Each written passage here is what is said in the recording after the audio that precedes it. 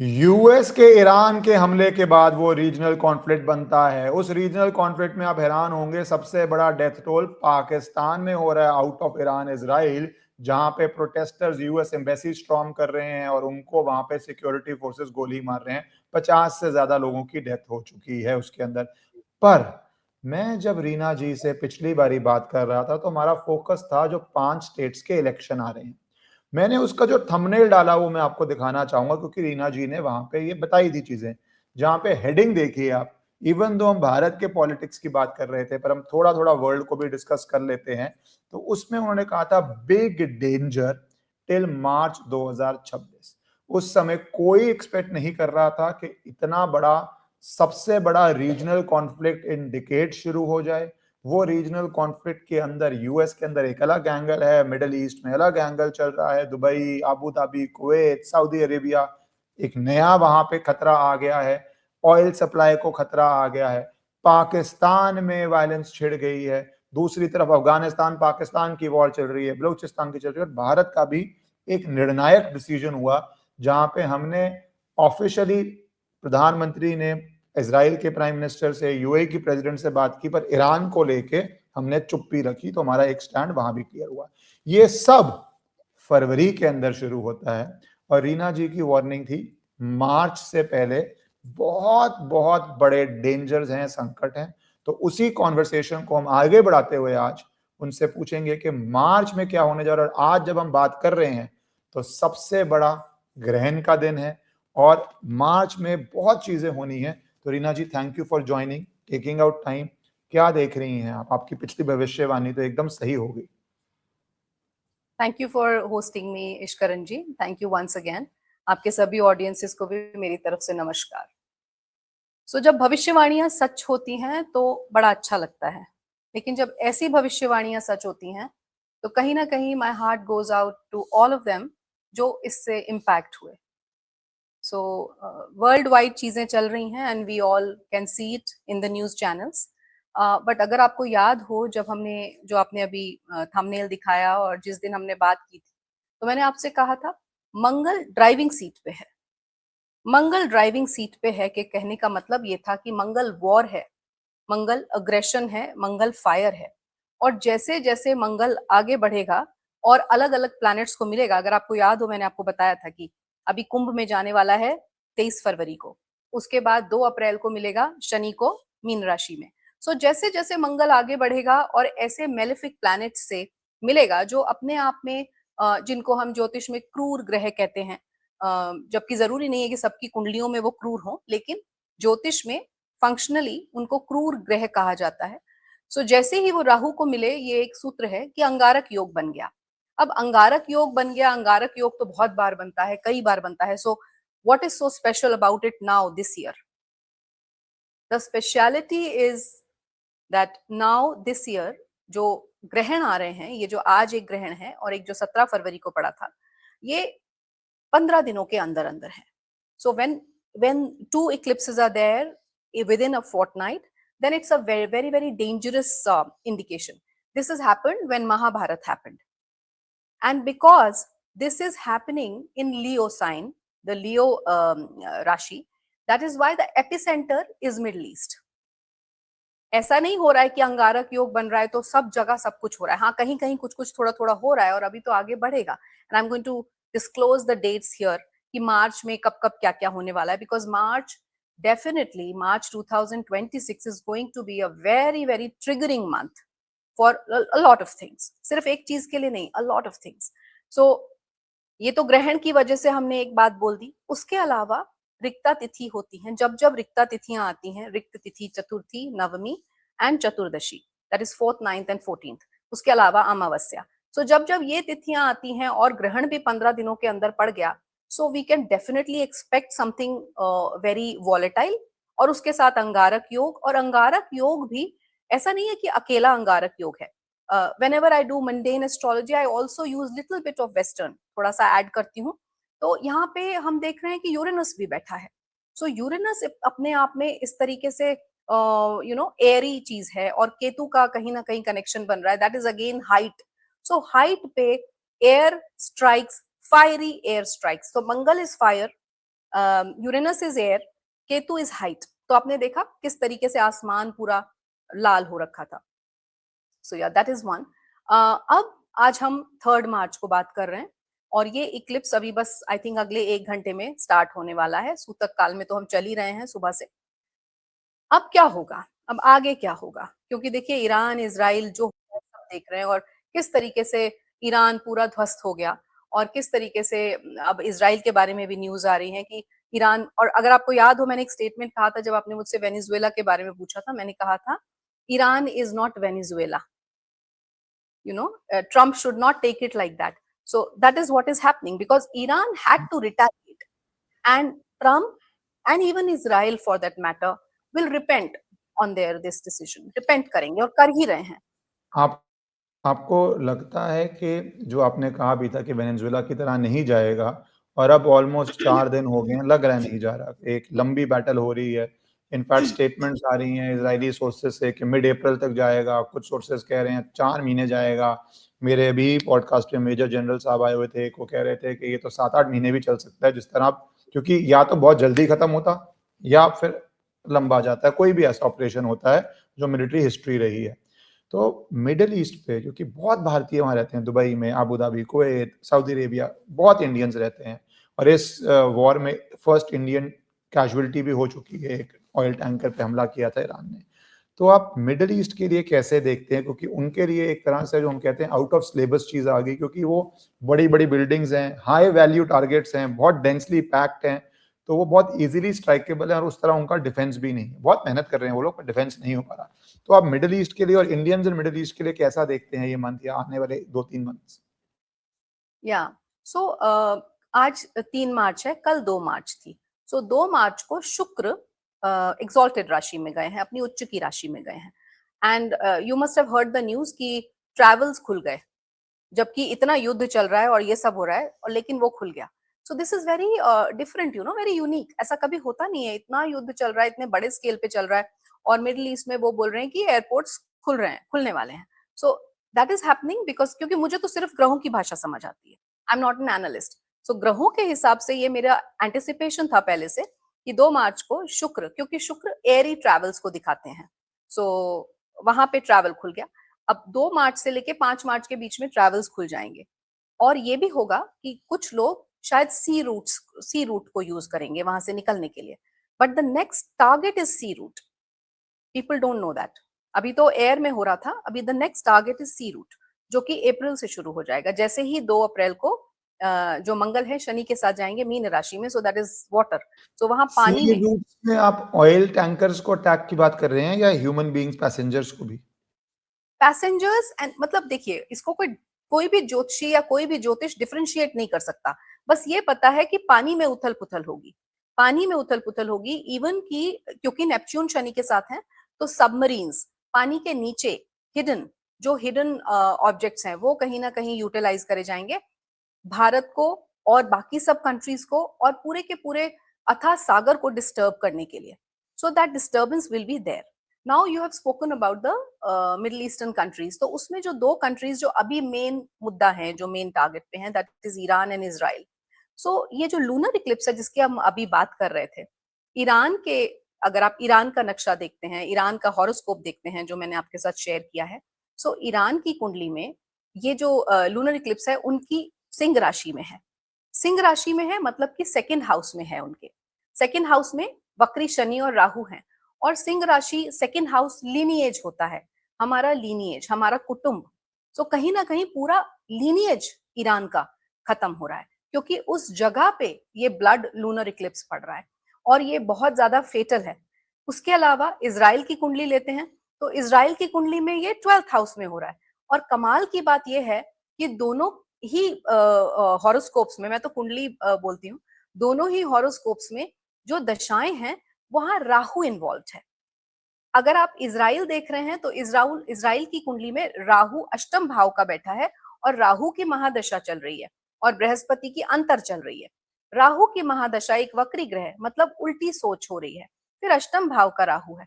सो कहीं ना कहीं इजराइल को ये डिसीजन जो उन्होंने लिया नहीं लेना चाहिए था, because that became the trigger for the whole whatever is happening, पूरा जो कुछ हो रहा है। उसके लिए वो ट्रिगर बना। उन्होंने यूएस का साथ दिया और ये राहु की महादशा में एक गलत डिसीजन लिया जिसके लिए वो पछताएंगे आगे। ऑल्दो खमेनी का जाना पर्सनली मुझसे कोई पूछे तो I think it's a good news for many people and many countries, but as per the charts, yes, it's a wrong decision क्योंकि वक्री ग्रह हमेशा गलत डिसीजन दिलवाते हैं। साथ ही साथ ये इनके 12वें भाव में है, तो इजराइल का 12वां भाव किसी नेटिव का या किसी कंट्री का 12वां भाव मतलब उसका expenditure.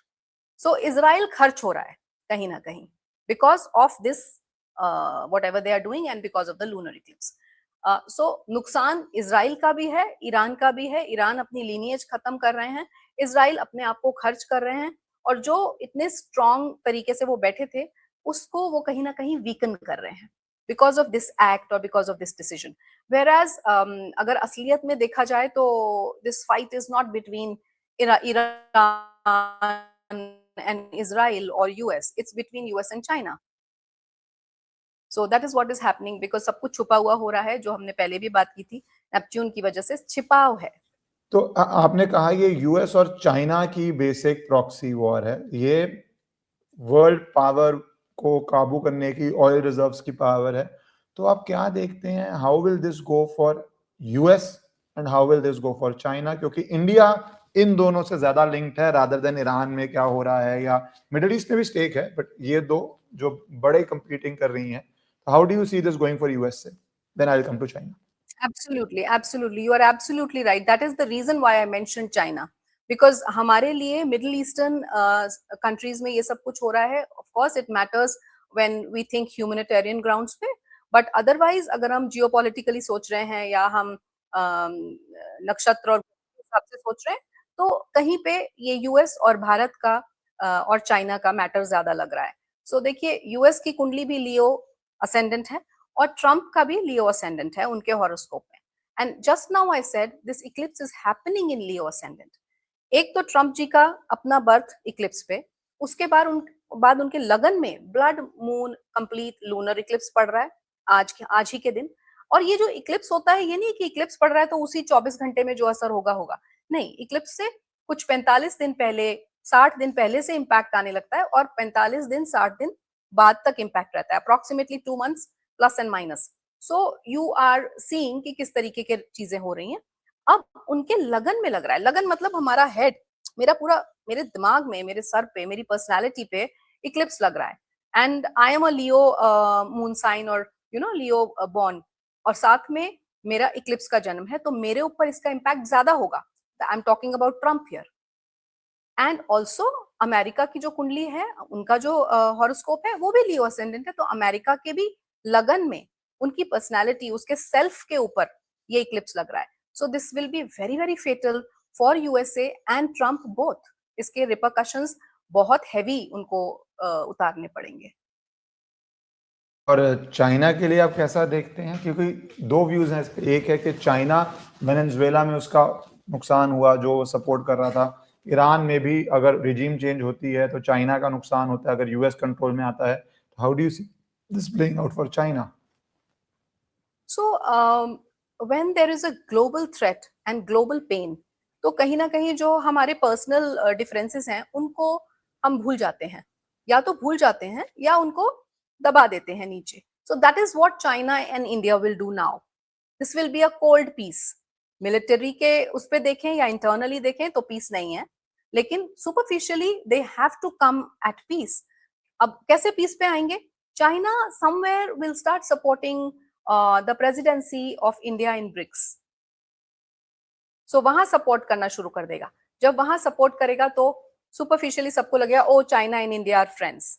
So that's like a cold peace, it's not a real peace, let me tell you. Long term peace नहीं है ये, लेकिन अभी के लिए because things are very very haywire, so ये बहुत पीस जैसा होता हुआ नजर आएगा।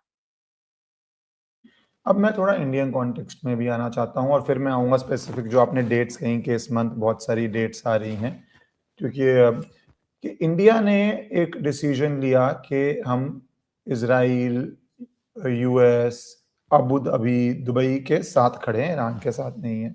बहुत इस पे डिस्कशंस हो चुकी हैं कि इंडिया ने क्यों लिया।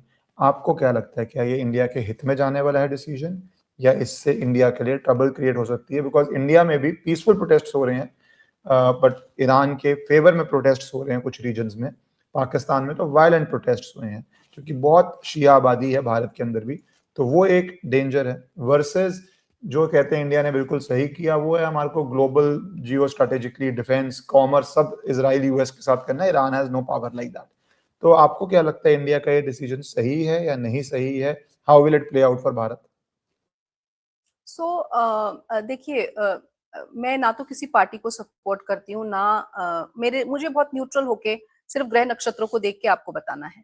सो अगर मैं ग्रह नक्षत्रों के हिसाब से देखूं तो ये पीरियड, अगर मैं कह रही हूँ कि ये बड़ा वल्नरेबल है, तो ये सिर्फ एक पर्टिकुलर देश के लिए नहीं है, या इंडिया के लिए या ईरान या चाइना, ऐसा नहीं है। This is vulnerable for all the countries, for all the people, even at individual level अगर मैं बात करूं। सो व्हेन वी ये जो इक्लिप्सेस हैं, इनको हम डरते हैं कि इनमें कुछ अच्छा काम नहीं करना चाहिए, कुछ ऑस्पिशियस काम नहीं करना चाहिए, या नई कार मत खरीदो, ऐसा नहीं है। Basically when the eclipses are there, we are not able to take the right decisions, right? क्योंकि हमारा चंद्रमा, हमारा मन कहीं ना कहीं इम्पैक्ट हो रहा है। तो जब हम राइट डिसीजन नहीं ले रहे और वहीं पे वक्री ग्रह भी हैं हमारी कुंडली में या ब्रह्मांड में, तो उन डिसीजंस की वजह से कहीं ना कहीं थोड़ा बहुत तो हम सफर करेंगे ही। तो ये डिसीजन 100% करेक्ट है ऐसा मुझे नहीं लगता ग्रह नक्षत्रों के हिसाब से, बट ये जरूर बोलूंगी कि भारत की जो लीडरशिप है वो बहुत स्ट्रेटेजिक है, मुझे पूरा विश्वास है इस समय जिस लीडरशिप के अम्ब्रेला में हम लोग हैं। सो मुझे ऐसा लगता है कि ये डिसीजन इतना फेटल भी नहीं होगा जितना हम सबको अभी लग रहा है। प्रोटेस्ट होना, आंदोलन होना और डिस्टरबेंस होना इन द पब्लिक लाइफ, वो तो दिख रहा है, बहुत क्लियरली दिख रहा है, बिकॉज अभी इस तरीके का समय चल रहा है। Like when we will be talking about the dates, I will explain it better. हम सीधा फिर डेट्स पे आ जाते हैं। सिर्फ एक कमेंट मैं करूंगा कि मेरा एस्ट्रोलॉजिकल बात नहीं है, मैं तो अपने एनालिसिस की बात करता हूँ कि मेरे को कभी भी कि भारत के अंदर कुछ वीटो हो, उससे भारत इंटरनेशनल डिसीजन ना ले जहाँ पे हमारा कॉमर्स डिफेंस टाई अप है, तो मुझे लगता है ऐसा वीटो हमें रिजेक्ट करना चाहिए। Whether some people in India unhappy, could be, मैं और पीसफुली करें तो उनका राइट है, वैलिड ना करें तो, बट हमारे को अपना कॉमर्शियल इंटरेस्ट इजराइल यूएस के साथ देखना है, ना कि इंडिया में कुछ प्रोटेस्ट हो जाए ये सोच के हम अपनी जियो पॉलिटिक्स करें, तो फिर कोई देश भी बड़ा देश नहीं बन सकता। बट एनीवेज, मैं अपडेट्स पे आना चाहता हूँ। अब आप थोड़ा, आपने कहा, क्योंकि आपने मार्च से पहले ही हमारे पिछले पॉडकास्ट जिसकी मैंने स्क्रीनशॉट डाली थी पहले, जिसमें आपने प्रेडिक्ट किया था कि मार्च तक बड़ा डेंजर है, और बड़ा डेंजर तो हो गया, हम जिस मर्जी परिभाषा को बड़ा डेंजर बोलें, कि पूरा एक रीजनल कॉन्फ्लिक्ट है और इंडियंस वहां पे लाखों हैं, लाखों की तादाद में है। तो अब आपको क्या लगता है, कुछ डेट्स के हिसाब से बताइए कौन से सिग्निफिकेंट डेट्स आ रही हैं और उन सिग्निफिकेंट डेट्स में क्या अपॉर्चुनिटीज या चैलेंजेस आ रहे हैं? सो अभी हम आज 3 मार्च है, और जैसा मैंने कहा कि शुक्र ऑलरेडी एग्जॉल्ट हो चुके हैं कल 2 तारीख को। अब हम आगे बढ़ेंगे, 5 तारीख तक मुझे लगता है ट्रैवल्स वगैरह खुल जाएंगे मिडिल ईस्ट से, और उसके बाद ये जो वॉर है ये अभी थोड़ा सा चलता रहेगा। कब तक चलता रहेगा? मुझे ऐसा लगता है 11 मार्च तक तो ये वॉर चलेगा ही चलेगा। ये सबसे पहले तो मैं ये बताना चाहूंगी कि ये जो वॉर है ये एक फुल फ्लेजेड या बहुत अल्टीमेट लेवल पे वॉर नहीं होने वाला। जो आप सुन रहे हैं कि बहुत लंबे समय तक चलेगा, मुझे ऐसा नहीं लगता कि ये लंबे समय तक चलेगा। मुझे लगता है ये समवेयर मार्च में ही कहीं ना कहीं निबट जाएगा। और मोस्ट प्रोबेबली जो मुझे डेट्स दिख रही हैं, 11 मार्च को जब देवगुरु बृहस्पति अपने वक्रत्व से बाहर आएंगे, डायरेक्ट होंगे, रेट्रोग्रेशन से हटेंगे, और वो रेट्रोग्रेशन से हट गए, डायरेक्ट है, और वो एक्वेरियस साइन को देख रहे हैं। इट्स जुपिटर जो है ब्लेस करना शुरू कर देंगे, एस्पेक्ट कर रहे हैं। सो जब जुपिटर ब्लेस करते हैं तो कितनी भी परेशानी हो, कितनी भी वॉलेटाइल सिचुएशन हो, उसमें थोड़ा सा रिस्पाइट तो आता है। बट ये मैं नहीं कहूंगी कि एकदम से सब कुछ ठीक हो जाएगा overnight. Slowly and gradually it will come down, और थोड़ा सा आप पीस देखेंगे। लेकिन फिर दोबारा 11 से 14 के बीच में ये रहेगा, लेकिन 14 के बाद फिर वॉलेटिलिटी बढ़ रही है। और वहां पे ना सिर्फ वॉर्स की बात मैं कर रही हूँ, आप वहां नेचुरल कैलामिटी भी होती हुई देखेंगे, बहुत सारी नेचुरल कैलामिटीज। और वो जो एरियाज होंगे वो नॉर्दर्न साइड में मुझे ज्यादा दिख रहा है। जैसे अगर इंडिया की, भारत की बात करें तो उत्तर प्रदेश, राजस्थान और ये सब जगह हैं, और हिमाचल भी, कश्मीर भी कहीं ना कहीं।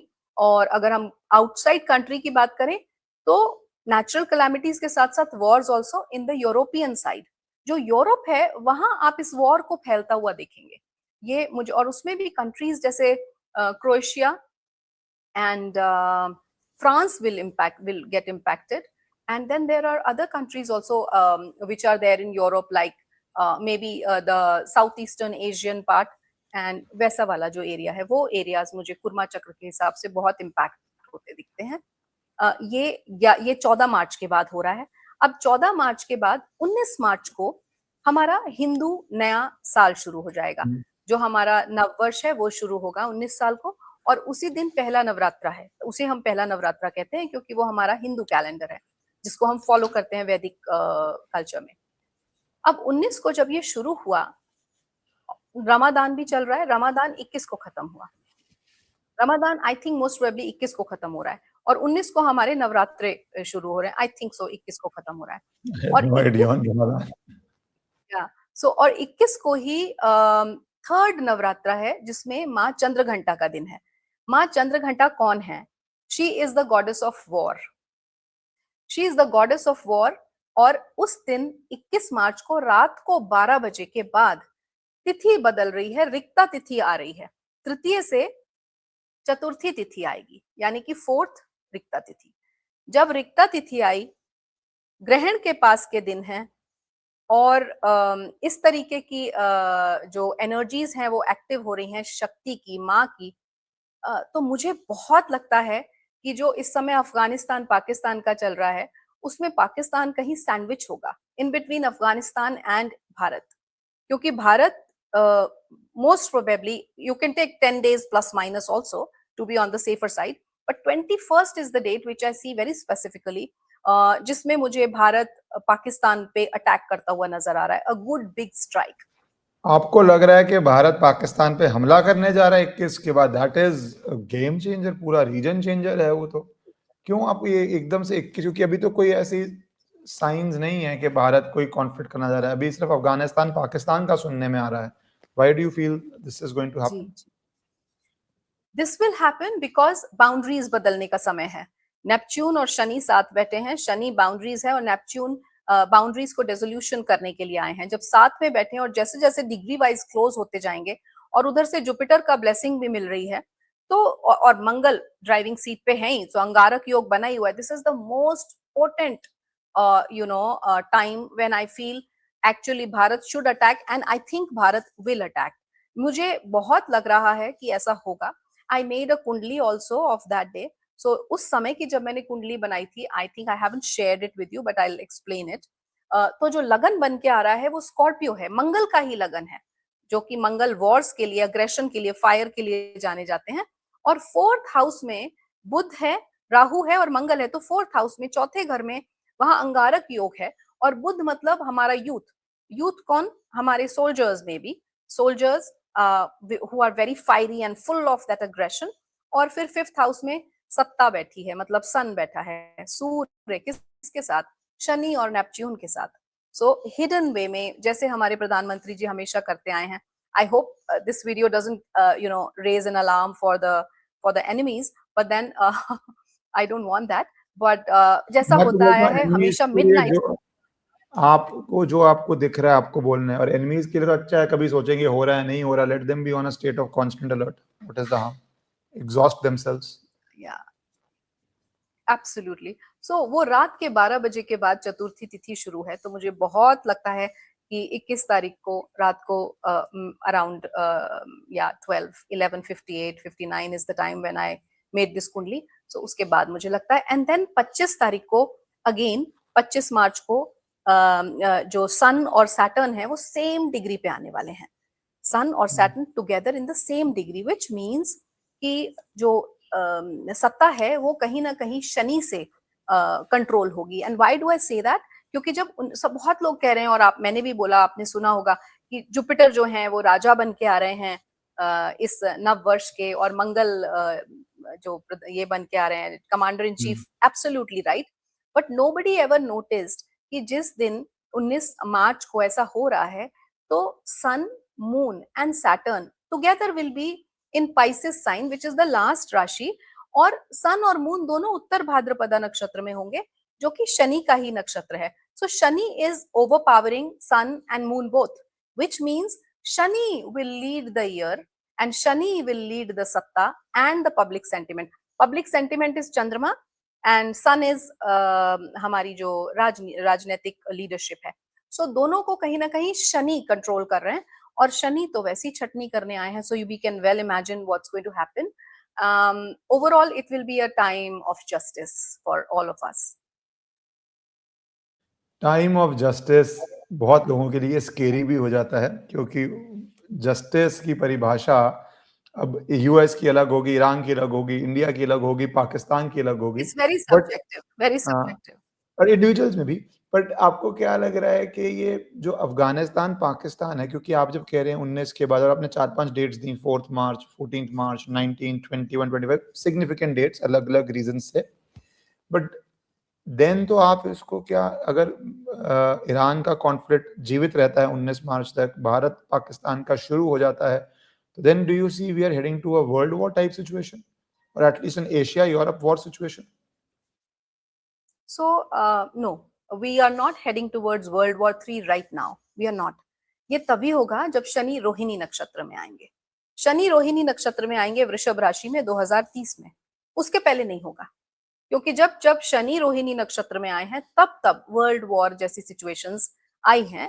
व्हेन वी सी हिस्ट्री, जब हम हिस्टोरिकली रीड करते हैं, एनालाइज करते हैं एस्ट्रोलॉजी में, मंडेन में, सो ये सिचुएशंस तब आई हैं. बट हाँ, रीजनल लेवल पे, लाइक यू सेड, जैसे एशिया हो गया, like I also said South East Asia, Asian countries, then Europe, Middle eastern countries, yes, many countries. And because world war कहने के लिए, कहलाने के लिए बहुत सारे कंट्रीज को एक साथ वॉर में, युद्ध में आना होगा, तभी वो वर्ल्ड वॉर 3 कहलाएगा. सो अभी तो रीजनल लेवल पे जगह जगह ग्रुप्स में इस तरीके के वॉर्स होंगे, and which is going to definitely hamper the whole world, the whole world order. Rather reset का समय है, वर्ल्ड ऑर्डर शिफ्ट का समय है. That's what I have been saying.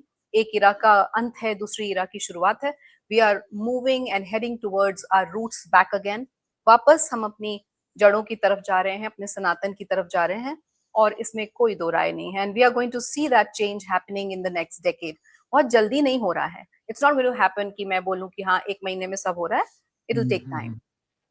पर रीना जी, फिर इसके साथ अब हम भारत के नागरिकों पे आ जाते हैं, क्योंकि इसका बहुत असर पड़ेगा इकोनॉमी पे, इसका जी. बहुत असर पड़ेगा और एबिलिटी टू ट्रैवल अब्रॉड पे, एजुकेशन पे, सारा system, at least middle class onwards तो बहुत मैसिव चेंज आएगा. क्योंकि अब यूएस में ही आ गया था, कितने इंडियंस जा पाते थे, अब इसराइल मांग रहा है इंडियंस को, रशिया में कह रहे हैं जाएंगे.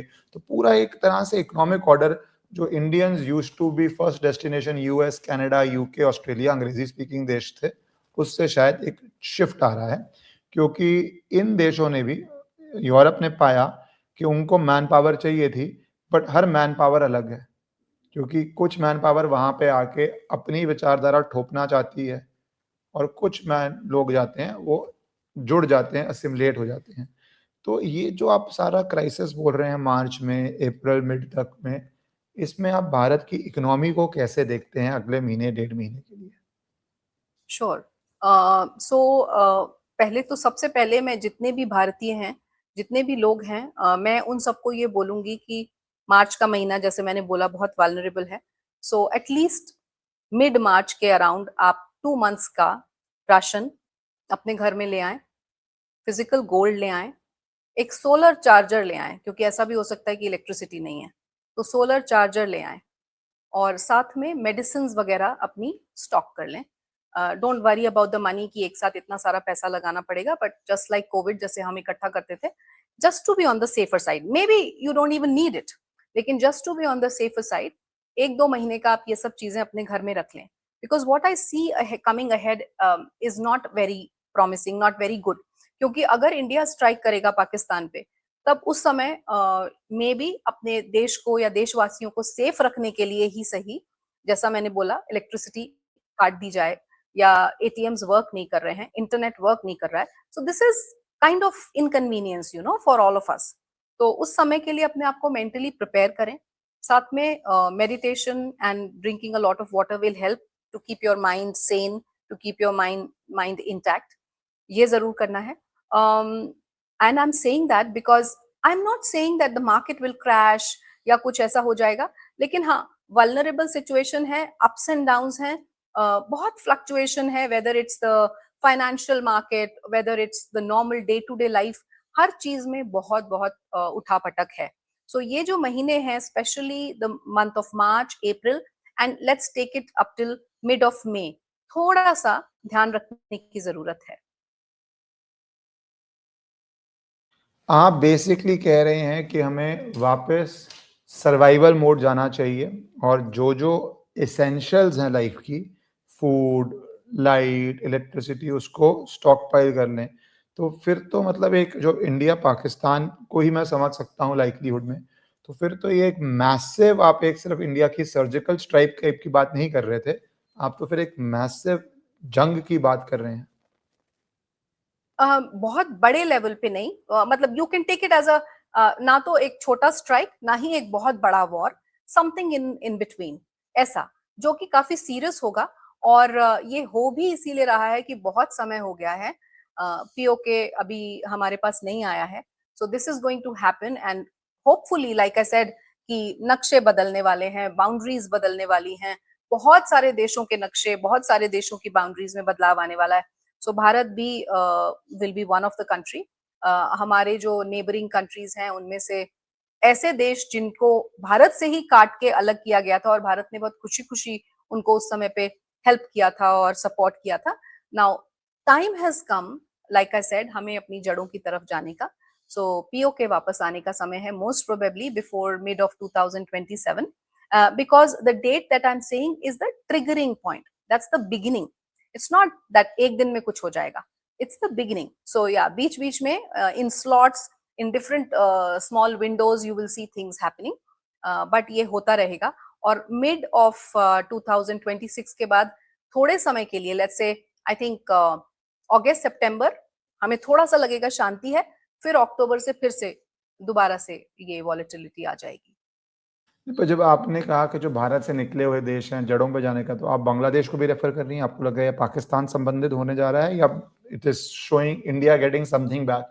Can be PoK, can be Bangladesh, can be broadening of chicken neck. मतलब किस, इज इट ओनली पाकिस्तान संबंधित, क्योंकि पाकिस्तान के चार्ट में भी यही है, या ये बांग्लादेश की तरफ या किसी और तरफ भी हो सकता है? देखिए, जो मैंने अभी 21 मार्च वाली डेट दी, this is in reference with Pakistan only. लेकिन जो आपने ये चिकन नेक और बांग्लादेश की बात की, yes, it is there on the cards in the long run. Long run से मेरा मतलब है मिड ऑफ 2027 तक. सो मिड ऑफ 2027 तक तो ये तीनों ही चीजें लपेटे में आएंगी जो आपने अभी नाम लिए. तो फिर एक लंबा प्रोसेस ही चल रहा है, 1 साल 1.5 साल, क्योंकि यस. ऑपरेशन सिंदूर हुआ, वो भी एक तरह से आप स्टार्टिंग पॉइंट ही बोल सकते हैं, और उसके जी. बाद अब ये हो रहा है, अब इसके बाद आप बोल रहे हैं आगे, तो फिर एक मतलब 27 तक एक कंसिस्टेंटली 25 टू 27 का एक आर्क बन रहा है, जहाँ पे हम अखंड भारत की तरफ जा रहे हैं. बिल्कुल, बिल्कुल. और अभी जो आपने बात करी कि हमारे देशों से जो इंडियन बच्चे हैं वो बाहर पढ़ने के लिए जाते थे. Now you see that all the जो अंग्रेजी स्पीकिंग जो लोग हैं, they will come to India. Just wait and watch. It's just a matter of 1 decade. एक और 10 साल है. 10 साल के अंदर there will be a lot of change in Bharat, and you will see Sanatan spreading like anything, because all the religions, everything, whether it's Zoroastrians, whether it's Jews, or whether it's कोई भी है, सब सनातन से ही निकले हैं, चाहे वो माने चाहे ना माने. और जो चाइना बुद्धिज्म को बोलता है कि भाई कॉपीराइट की Buddhism is from China, that is again वो नहीं है वहां से, हम सबको पता है.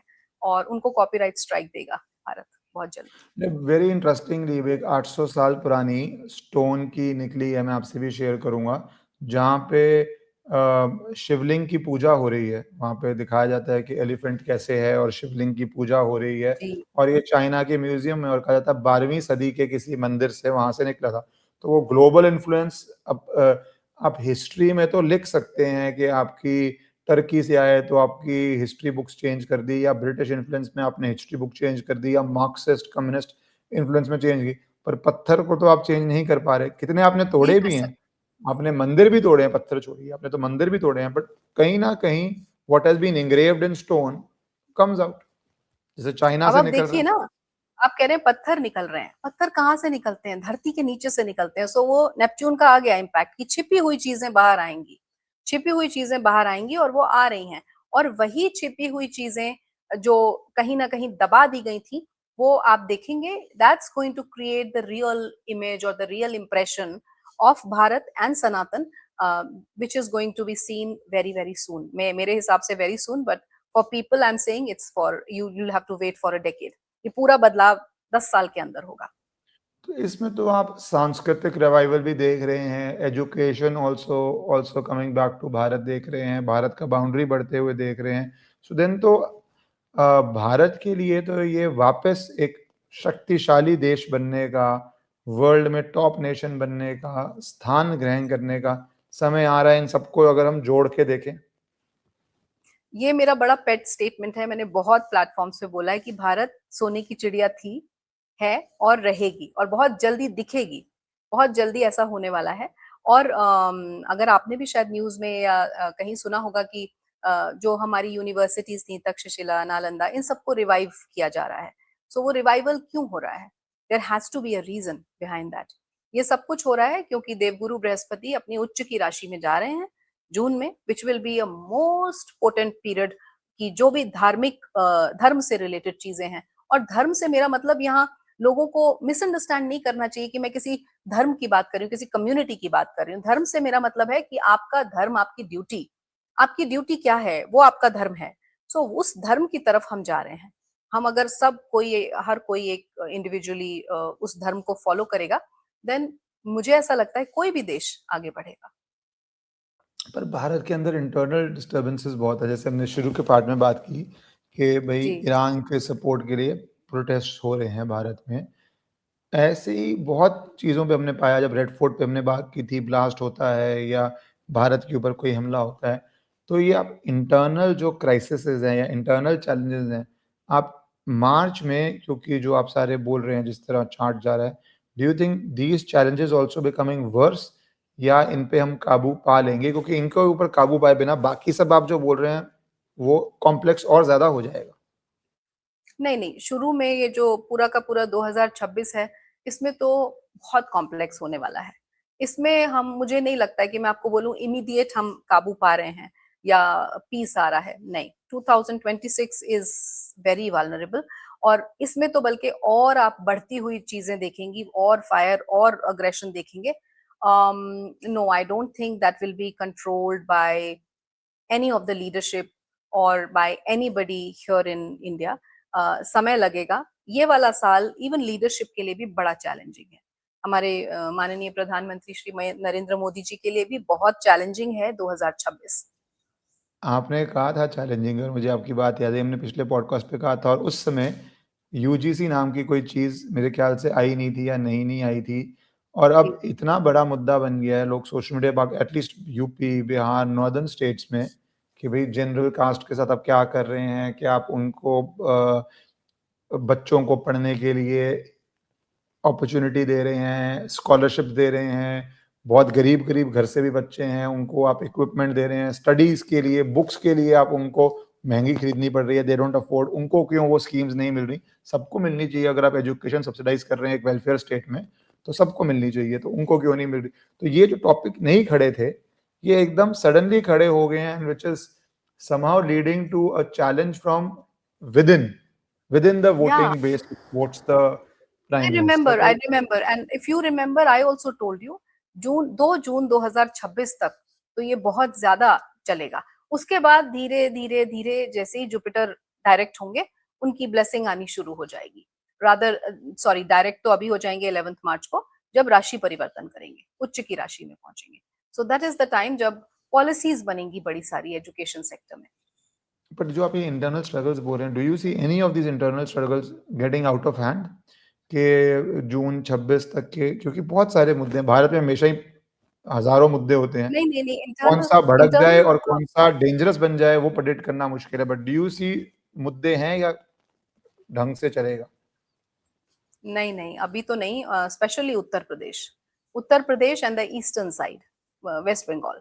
ये तो इलेक्शंस भी उत्तर प्रदेश में तो चलिए हम्म, नेक्स्ट ईयर हैं इलेक्शंस, लेकिन अभी हम्म, से गर्मा गर्मी तो शुरू हो गई है। और ये दो साइड्स हैं या दो स्टेट्स हैं, वेस्ट बंगाल एंड उत्तर प्रदेश, जहाँ पे इलेक्शन के चलते एंड अदरवाइज बहुत उठापटक होगी, बहुत वायलेंस, बहुत ब्लडशेड्स। मतलब these are two areas as per the Kurma chakra which I see are very very vulnerable, मतलब बहुत ही ज्यादा। एंड समवॉट थोड़ा सा कश्मीर, पंजाब एंड हिमाचल ऑल्सो। तो आप बेसिकली पूरे वर्ल्ड में ही वॉर और इंडिया में भी स्ट्रगल देख रहे हैं, देखते हैं आप, क्योंकि आपने इतनी सारी बातें बताई, मार्च की डेट्स दी। आई होप भारत के लिए प्लेजेंट जाए, बट वर्ल्ड में तो एकदम सडनली चर्न आया है, और अफगानिस्तान पाकिस्तान मेजर चर्न चल ही रहा है, भारत के लिए इसमें अपॉर्चुनिटी है। I will be very happy अगर भारत वो अपॉर्चुनिटी का यूज करे, और हम एक नए वर्ल्ड में जहाँ पे पाकिस्तान एक हेडेक नहीं रहता उसकी तरफ बढ़े। Thank you Reena ji for taking out time and explaining everything. आप कुछ लास्ट बोलना चाहते हैं तो प्लीज। जी, बस आपके जो ऑडियंस हैं, जो भी इस शो को देखेंगे, उनके लिए, क्योंकि वही मेरा हमेशा मानना है, जिसकी डेस्टिनी में होता है वही सुन पाता है। सो शायद मेरे मुख से माँ सरस्वती बुलवाना चाहती हैं, और वो सुन लें तो बहुत अच्छा है और उसको फॉलो करें। सो मुझे ऐसा लगता है जब इतने अनप्रेसिडेंटेड टाइम्स चल रहे हैं, सो उसमें हम कुछ खास तो ज्यादा कर नहीं सकते, बट कलेक्टिवली सिर्फ वर्ल्ड पीस के लिए सिर्फ सब लोग मिलके एक साथ प्रार्थना करें, और आपकी कम्युनिटी में या आपके गुरु का दिया हुआ जो भी कोई एक मंत्र है उसको चैंट करें। अगर किसी को कुछ भी समझ में नहीं आता है, and if you can chant Om, सिर्फ ओम को भी चैंट कर लेंगे, सो दैट इज, वो आदि और अंत का मिश्रण है। सो ओम को भी चैंट कर लेंगे और रेगुलर बेसिस पे कर लेंगे, एक समय निर्धारित करके। सो वो कहीं ना कहीं मुझे लगता है कि वो मेंटल लेवल पे एंड अदरवाइज ऑल्सो सारी वाइब्रेशंस हमारे 7 चक्रास को अलाइन करेगा, and we all will be able to survive well. अब तो सर्वाइवल मोड ही चल रहा है वर्ल्ड में। किसने एक्सपेक्ट किया था कि आप कहाँ बैठे होंगे फैंसी जगहों पे और एकदम से बमबारी शुरू हो जाएगी। Thank you Reena ji for taking out time and discussing all these topics. Thank you. Thank you so much.